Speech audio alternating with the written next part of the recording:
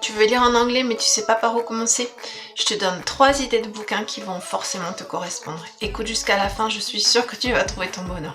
Juste un petit conseil pour la lecture, quand vous n'êtes pas bilingue évidemment, vous ne pouvez pas chercher tous les mots de vocabulaire. Je recommande pas vraiment les éditions bilingues parce que ça vous fait faire toujours la navette entre le français et l'anglais.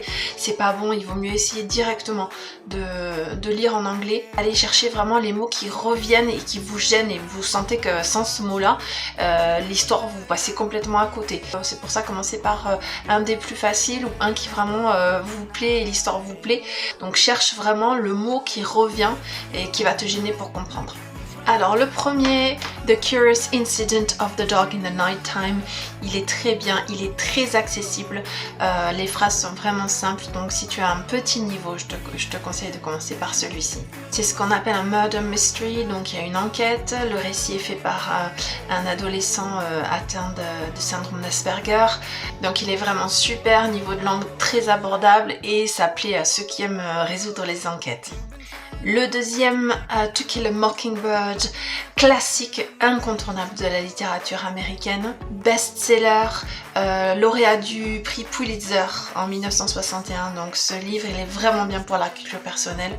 Il traite de sujets universels comme l'amour, la haine, l'humour, la condition humaine, donc vraiment un livre incontournable. Le niveau est un petit peu plus élevé que le précédent, mais ça reste quand même très abordable. Et le dernier, The Hunger Games, je te le donne parce que moi j'ai vraiment kiffé ce livre. Vous connaissez sûrement l'actrice qui a tourné dans les films, qui a fait la série en 2010, Jennifer Lawrence.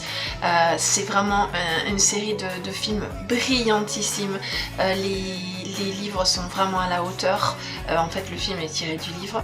Donc c'est une dystopie, c'est dans un futur un petit peu déformé où c'est la télé-réalité qui dirige le monde et donc cette jeune fille elle va devoir voilà, défendre sa famille, elle va devoir participer à des événements qui sont retranscrits en direct à la télévision. Donc vraiment une super saga. Le niveau de difficulté il est un petit peu élevé mais franchement c'est abordable, B2, C1.